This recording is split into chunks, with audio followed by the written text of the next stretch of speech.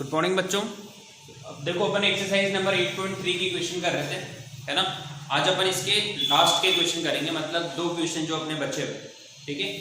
और मैं आपको बता दूं क्वेश्चन नंबर 8 जो था आपका और क्वेश्चन नंबर 9 मैंने आपको कल के पीडीएफ में आपको सेंड किया था।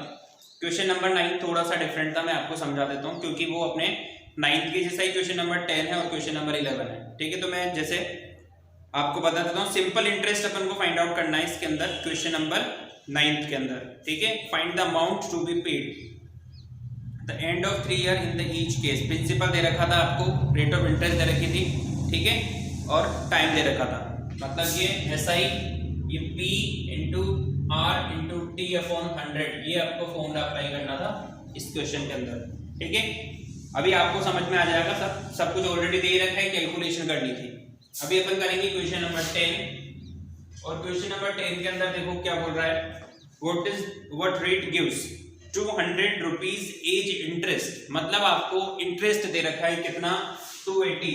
मतलब ये आपका simple interest is equal to कितना दे रखा है आपको, 280 रुपीज दे रखा है, ठीक है। ऑन सम ऑफ, कितनी मनी दे रखी है, प्रिंसिपल कितना दे रखा है आपको, प्रिंसिपल अमाउंट जो दे रखा है आपको है 56,000, और इन 2 ईयर टाइम कितना दे रखा है आपको, 2 ईयर, ठीक है। तो ये आपको डेटा गिवन है। अब इसकी हेल्प से आपको क्या फाइंड आउट करना है, रेट ऑफ इंटरेस्ट पता करनी है। मतलब ये फॉर्मूला होता है अपना SI is equals to P into R into T upon 100, ठीक है। ये आपका फॉर्मेट होता है, इसमें आपको वैल्यू को सब्स्टिट्यूट करना है। तो SI जो है आपकी 280 दे रखी है, यहाँ पे 280 लिख देते हैं। प्रिंसिपल जो है वो आपको 56,000 दे रखा है। रेट ऑफ इंटरेस्ट पता नहीं तो आपको आर ही रखते हैं, और टी जो है वो 2 दे रखा है अपॉन 100। यहाँ तक आ गई आपको बात समझ में। मतलब जो भी अपने पास डेटा गिवन था उसके अकॉर्डिंग अपन ने क्या करते हैं, इस फॉर्मूले में वैल्यू प्लेस कर दी। अब आप आगे देखो, यहाँ पे इन 20 से ये 20 कैंसिल आउट हो जाएगी, ठीक है। आर की वैल्यू पता करनी है तो ये 2 ये इधर चला जाएगा यहाँ पे, ठीक है। इसको अपन जो बच रहा है उसको लिख लेते हैं, 280 is equals to 560 into 2 into R, ये आपके पास बच रहा है। ओके बच्चों, तो आर की वैल्यू फाइंड आउट करनी है तो क्या करेंगे, इन दोनों को इधर डिनोमिनेटर में भेज देंगे। 280 ये यहाँ पे आ गया, 2 इंटू 560, ठीक है, ये यहाँ पे आ गया। अब आप देखो यहाँ पे कि जब आप कैलकुलेट करोगे तो इस जीरो से तो इस जीरो को अपन काट देते हैं, ठीक है, काट दें, जीरो से जीरो को काट देते हैं, ये जीरो से कट गया। अब 28 को जब आप डबल करोगे तो वो 56 ही होता है। मतलब सिंपली 28 से ये 56 कट जाएगा 2 टाइम। कितनी टाइम कट जाएगा, 2 टाइम। तो आपके पास जो फाइनली जो बच रहा है वो क्या बच रहा है, r इज इक्वल्स टू, इधर लिख रहा हूं मैं यहाँ पे, ठीक है। r इज इक्वल्स टू, देखो यहाँ से तो क्या बच रहा है, 1 बच रहा है, यहाँ से क्या बच रहा है, 2 इंटू 2, मतलब कुल मिला के 1/4 बच रहा है आपके पास। अब 1/4 को जब आप 1 को 4 से डिवाइड करोगे तो ये कितना आएगा, 0.25 आएगा, ठीक है, परसेंट, ठीक है। क्योंकि रेट ऑफ इंटरेस्ट है तो अपन को क्या करना पड़ेगा, इसको परसेंटेज में कन्वर्ट करना पड़ेगा, 1/4 को इस तरीके से, ठीक है। आ रहा है आपको समझ में कि 0.25 क्यों आया यहाँ पे, ठीक है। नहीं आ रहा हो तो बहुत अच्छी बात है। देखो यहाँ पे ये 4 है, 1 को डिवाइड करेंगे, जाएगा नहीं डिवाइड तो 0 लगाएंगे, यहाँ पे ये 0 लिखेंगे, फिर नहीं जाएगा, फिर यहाँ पे 0 लिखेंगे, ठीक है। तो एक 0 लिखेंगे, 4 से ये 100 कटता है 25 टाइम, 25 टाइम, तो यहाँ पे ये इस तरीके से लिख देंगे इसको, ठीक है ना। तो ये 0.25% आएगा यहाँ पे, इसको कैलकुलेट करने पर। ये अपना क्वेश्चन नंबर कौन सा है, 10। अरे आपको बात समझ में। ऐसे ही 11 वाला क्वेश्चन है, सेम टू सेम इसी तरीके से। देखो क्या बोल रखा है कि इफ मीना गिव्स, इसको मैं इरेज कर देता हूँ, ठीक है ना, यहाँ तक तो वही रहेगा। अब की बार अपन को जो डेटा में दे रखा है इनमें से क्या देखो मिसिंग है और क्या अपन को गिवन है, इस पे आते हैं अपन। देखो क्वेश्चन में बोल रखा है कि if Meena gives an interest of 45 rupees for 1 year.